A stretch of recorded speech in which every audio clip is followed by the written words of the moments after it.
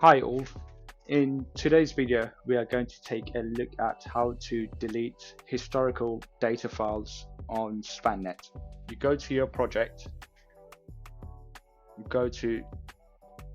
cloud storage, and it's going to give you a list of all of the files that are currently on this project specifically, and under storage usage it tells you how much of your cloud storage it currently has used or it's taken up. You can either filter files and delete specific files that you want,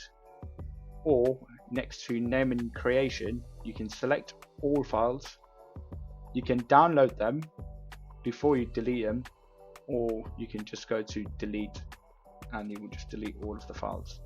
However, if the project is live and you only need to clear a few files from the project, meaning that you might want to keep files based on the last 3 months, if you unselect the files over here and you can select files older than, and if you only want to keep files that are 3 months old, and you can go over here, select your date and time,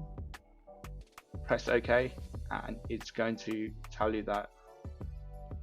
these are the files that you want to delete. You can go ahead and say yes, and SvanNET would start clearing those files for you, and this should hopefully free up some online storage on your SvanNET account. Thank you.